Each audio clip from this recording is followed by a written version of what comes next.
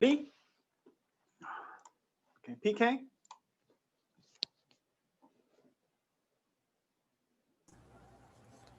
Oh, I'm not ready yet. I couldn't solve it yet. Okay, Ulbeck? I also need some time. It's like Okay. How about 2 more minutes? Let's think about 2 more minutes. Professor, may I try? Okay, sure. Perfect. I'm not sure if this Don't is worry. right, but Don't worry. I think first we can find the cycle that is formed by the adding the edge by executing the depth first search. And since depth first search has a time complexity of O(n plus m,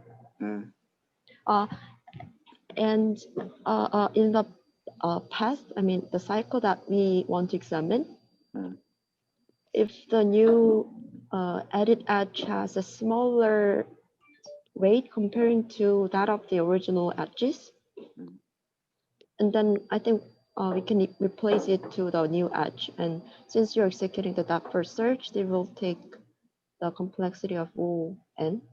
Okay. Then you have to do one more thing. You're almost done. So Sween just said, when it is updating, based on this, we are doing DFS. Check the cycle. Then what? One more step.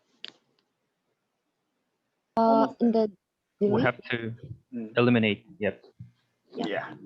You have to delete the longest one in a given. Yeah. Okay. Then by breaking it, you have MST with the G plus E. Ah, perfect. Suin, thank you. And I think it was Dinar. Okay, thank you. So everybody understand?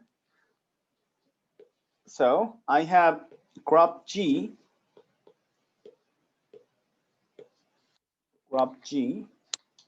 and it has MST.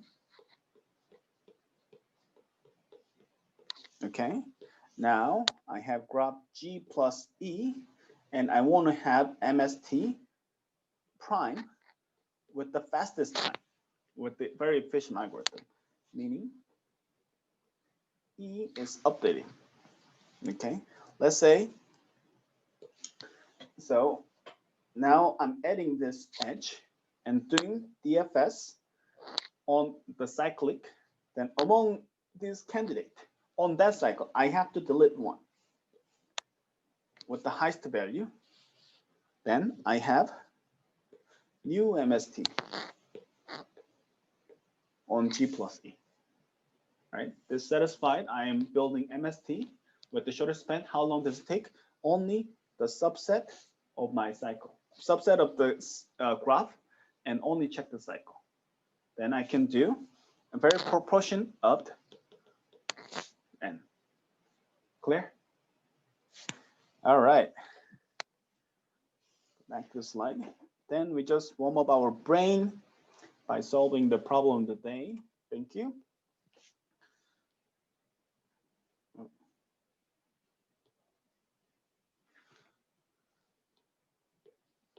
So application of the shortest path. So we could use as transportation problem. How can I get to from point A to B? How can I get from SUNY Korea to the COEX with the shortest path, shortest possible? Then we call the shortest path when the navigation using shortest path. That is, so finding cheapest way to travel between two locations or finding the fastest way to travel between two locations. So communication problem. So how long will it take for a message to get between two places? That is shortest path. So how can I deliver my email to someone in Stony Brook? How can it be fast? Okay, which location are farthest apart? And what's the diameter of the network? All things can be done with the shortest path. Okay. Professor, what's the diameter of a network? Oh, so communication problem. So let's say I want to deliver from SUNY K, and I want to talk to SBU. So in the middle, there is some relays we call the routers. They are connecting it, connecting it, connecting it, connecting it. Oh, So, like a total sum. Yeah. Oh, So your diameter network. So how long is it going to cover? If it is some of them wireless, diameter also covers. So your whole network, what's the actual diameter of the network? Okay. All right. So it's like your application, your CSE373 application to CSE310 computer networks. Okay. So I showed its path and sentence disambiguity. This is common solution in NLP, natural language processing, and this is very good application of the AI and deep learning. So we learn this 373, and we can apply to the sentence disambiguity. So in our work on the reconstructed text type, so you know the auto correction in iPad is poor, right? Long time ago, we used to have it.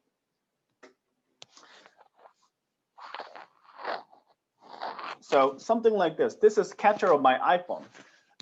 So always A, B, C, and D, E, F, X, Y, double X, Y, Z. All letters are there. You notice that? We all have it. So if you check the analog phone, or any phone comes with this, because we used to use it. Okay, whenever we send the messages, oh, we can use this. The very basic way is using hello. How can I send a hello with my messages, with my phone type? Let's imagine you don't have a data communication, but you only have phone line communication. Phone line communication means you can type 1 to 0. 1, this 10 digit is only communication. Now we are using data communication, right? Long time ago, we only able to use the phone line communication. Then how to say hello? I have two methods. The very basic one is hello means H-G-H-I. So I type the H twice, 4 twice, H, 4. Then I have to do star. Then E is 3 twice. Then sharp, and then star. L is 5 3 times. Then star. Then repeating L 5 3 times. Star. O is 6 3 times. Okay. Then end of messages. Then this means hello. Very long. 4 star 3 star. How many? 5, 10, 15, 18 type. We need to do that. Hey, how about this? Rather than doing 18 times, I can make much faster way. Let's say hello. Then H is 4, E is 3, L is 5, L is 5, O is a 6. 6 3 5 5 6. Can we do that? So H is candidate of GHI, E is candidate of DEF, L is candidate on JKL, O is MNO. So among those, oh, we can make a graph out of G. Okay, let's start from G. GE, GD don't make sense. GE, GH, maybe. Then we can weight this. This is very poor, 0.01. Oh, probably 0.5, 0.4. With the graph representation, we can do this. Okay, let me try to explain one more time with the slide example. So now we understand how we typed and how this number is working in the typing the messages. Let's say I want to send them, let's say you just received start of the message and delimiter, and 44832 and 74. So 4483, what is 4? It's a GHI, 4, GHI, 8, 8 is TUV, TUV, 3 is DEF, and the eliminator is 6, 3, MNO, MNO, 3 is DEF. Okay, so you see what I do. There's three possibility. So from M to D, MD, no means it's not part of my dictionary. Me, okay, me is a possible.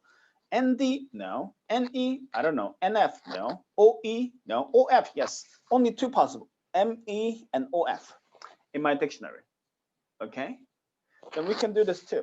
GG, no. GH, some GI is possible.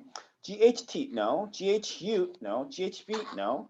GIT, maybe. GIU, I don't know. GIV, okay. GIV is a possible.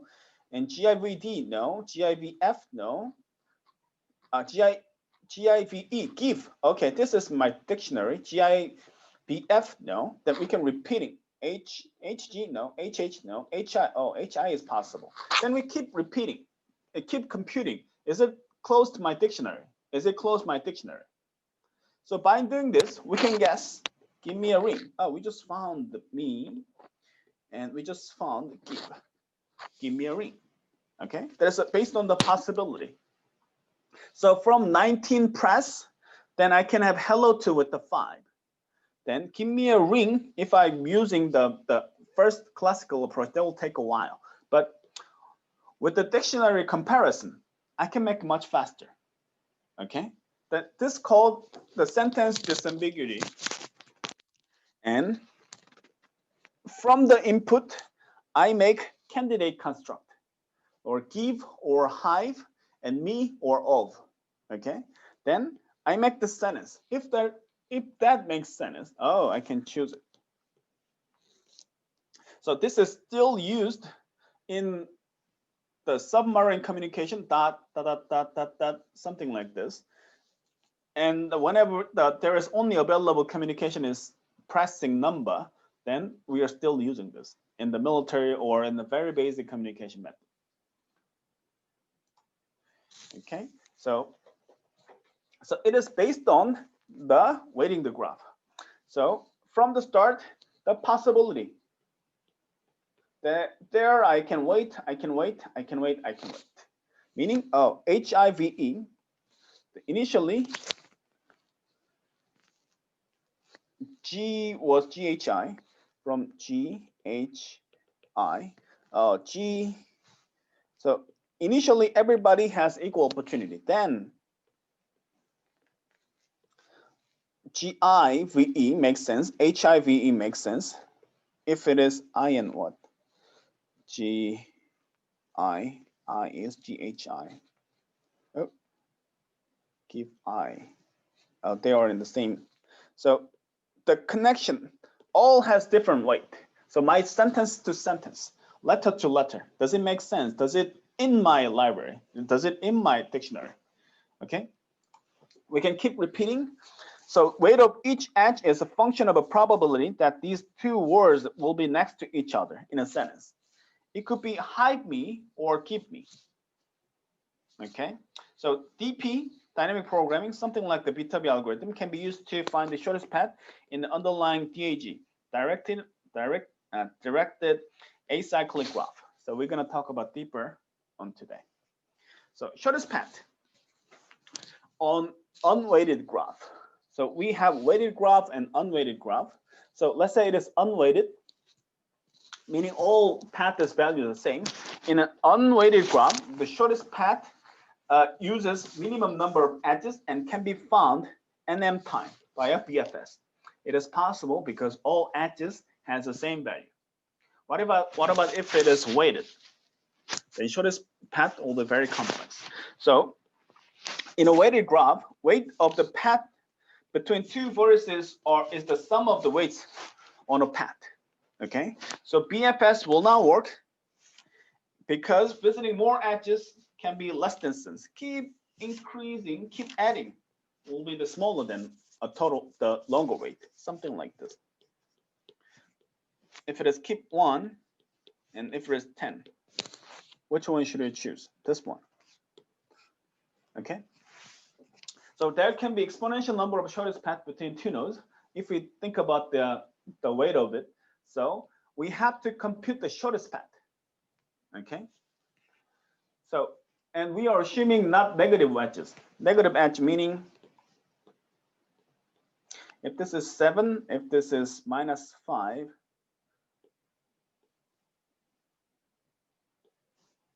this is 2 and 3, -4, then source to destination. What is fastest way? Maybe 5. How about this one?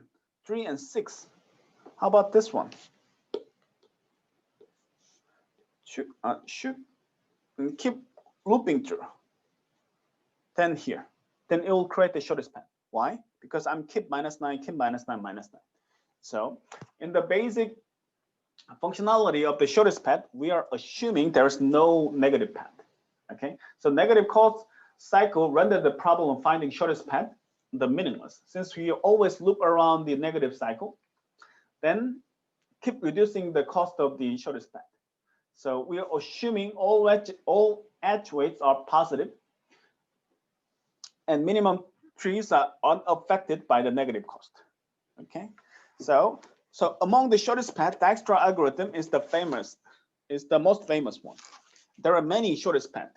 So Dijkstra algorithm is still very similar to the Prim's, and it is being used on the field. Okay, so principle behind the Dijkstra algorithm is that if source to target and there's minimum, there is in the middle. If there is a shortest path from the source to target is the shortest path to the S and T, then S and X should be the shortest path from S to X. Okay, this is the basic principle in the Dijkstra algorithm. Okay, we understand this part. So if source to target is the shortest path via X point, meaning until X point, S to X, this is the shortest path. What does it look like? Meaning I'm keep using my memory, my past computed value. This is very basic concept of dynamic programming. So we're going to talk about this. So initialize and updates. The shortest path from S to S itself is 0. Everything else is infinite. The smallest edge incident S to X and define it as distance to S to X. Soon as the established shortest path from S to new node X, we go through each and incident the edges to see there is a better way to do. Okay, this is a pseudocode of it. So key is I'm choosing minimum of the new edges of me. So if it is the minimum is smaller, then I'm updating it. So this basic algorithm is essentially same as Prim. Okay, so I have animation at the bottom. So initially, every node is infinite. So source to everybody. So update my value is update infinite to 7, infinite to 9, infinite to 14. So this one can be updated. This one can be updated. 9 is it 12, 20, or 22? I'm choosing 20. This one, 23 is chosen, or 11, 20. I'm choosing this. Keep repeating, and you are updating the smaller value. Smaller value means from the A to itself. Okay, Prim's algorithm is in the view of source. Dijkstra algorithm in the view of individual destination, individual node. Okay, so individual node keep updating their value to source. All right, so if I do Dijkstra algorithm on a given set, so it is basically all infinite. From here, it is update to 5, update to 7, update to 12. So 12, 11 is better. then I can discard this. Then this guy is 11 to 7 is 18, or 7 to 3, 10 is better. So discard it. I'm taking it. So this guy 7 to 4 is 11, or 5 to 7, 12. Oh, 11 is chosen. Then this is the path. And this guy was a 10. And this is 12, or 16, or 13, 15. So I'm choosing 12. Wait, Professor, but how does it remember the path itself? Let's like I see how it's like finds the shortest path, but still at the end, after it traversed through the tree, how does it remember the shortest path? From 2. Okay, so let me write down the values. Oh, okay. I think I can do open shortest path. Let me open the notebook. And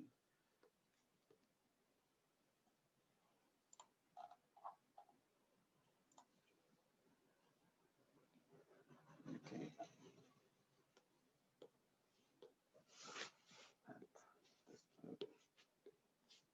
Two, three, 4, 5, 6, 7.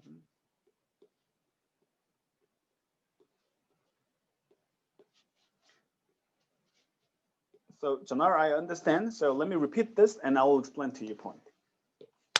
Okay, so it's a 5, 7, 9, 7, 4, good, 3, 5, 2, 4, 7, 12. Okay, the basic process is initially everybody is infinite. Okay, myself is a 0. So, oh, me too. I'm checking my incident by using a BFS. Hey, this is 0. Can you update? Can you update my information? Oh, I can update you to 5. I can update you to 7. I can update you to 12. Okay.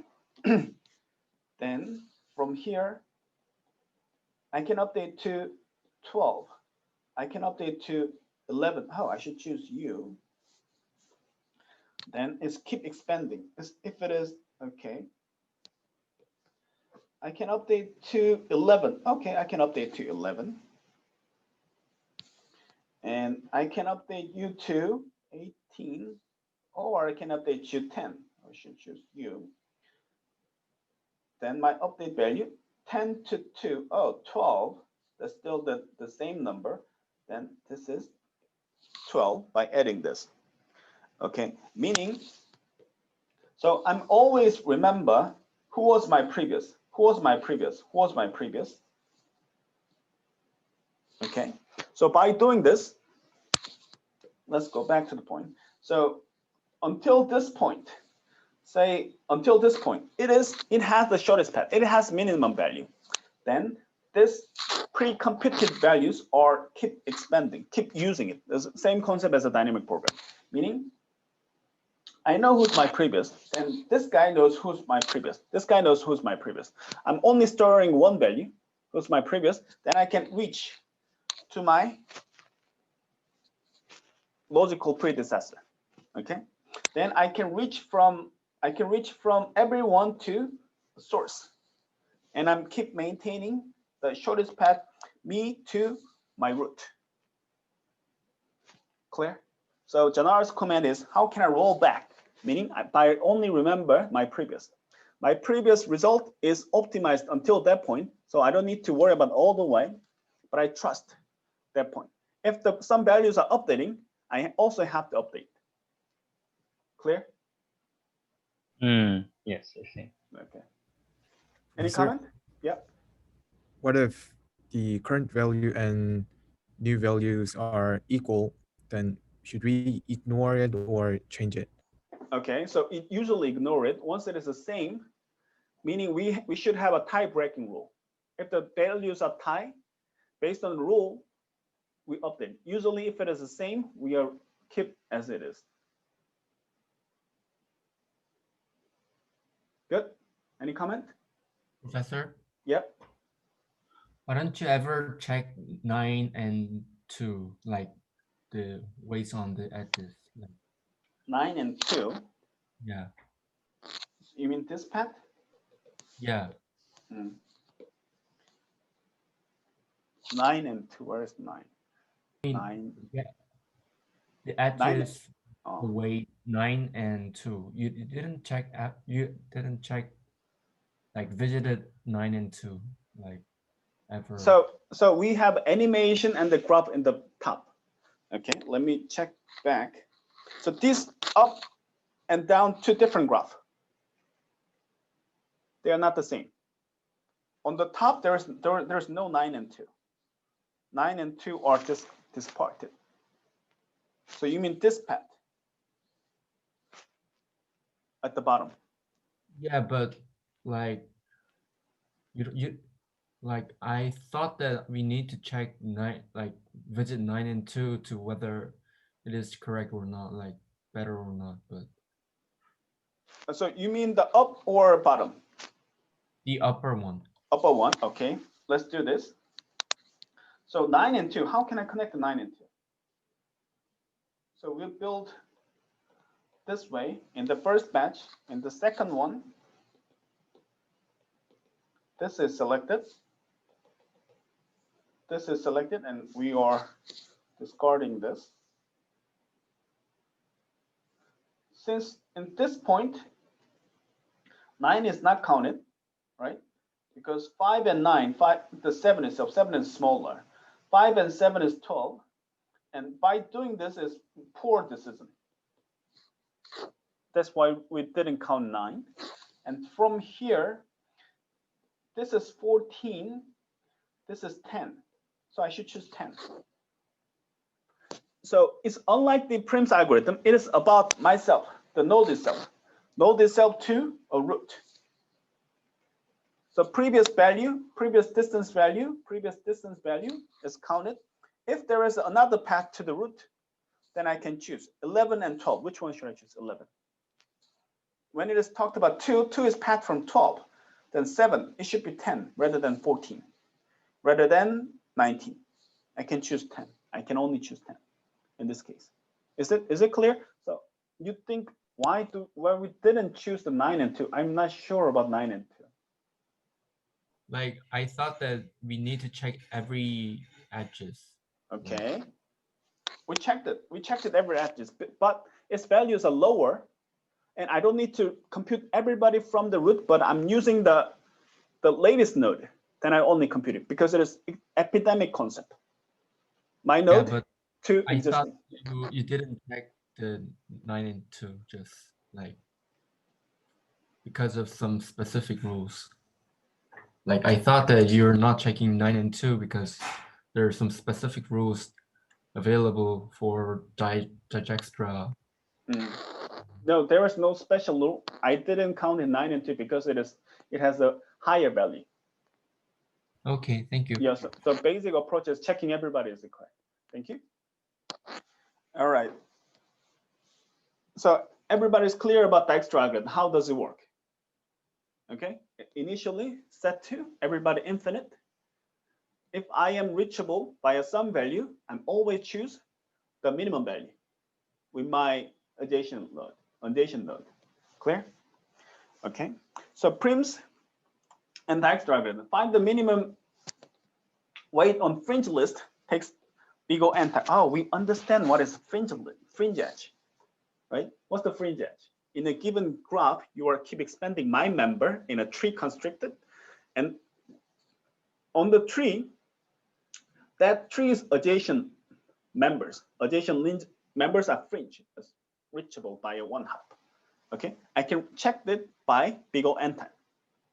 Okay, just checking my fringe list. That's what we do in the minimum spanning tree on the Prims. So after adding new vertex V to the tree, running to its adjacent list to update the cost of adding fringe vertices if we found a cheaper way to do. That takes n square because I have to check all my members to the new member. Then new members I keep appending. Okay, so therefore n to n, therefore n squared.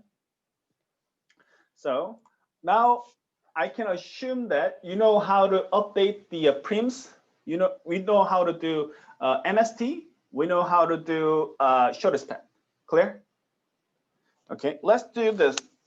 Question A to MST, question B, and shortest path.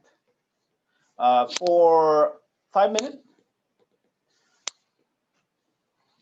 give me a graph, something like this, and take a picture and upload on Google Classroom. I will create the Google Classroom quizzes.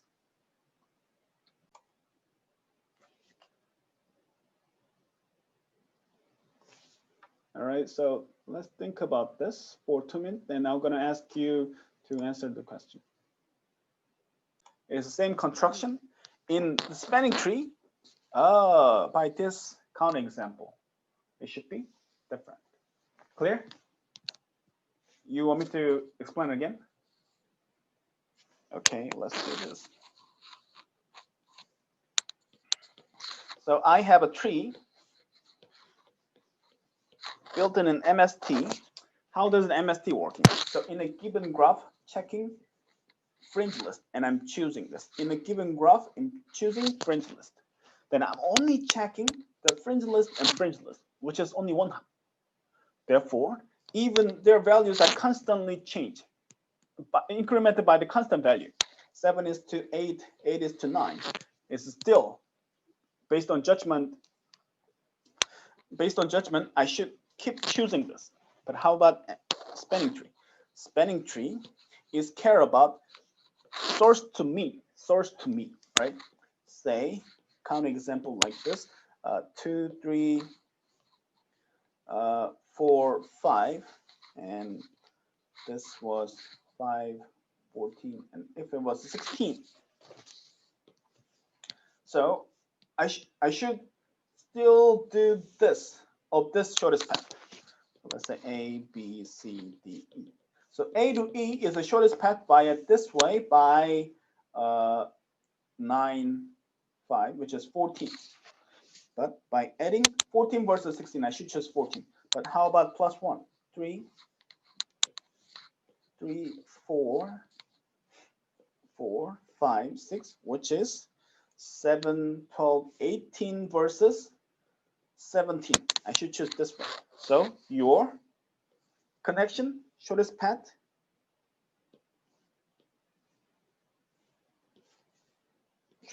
will be differently constructed like this.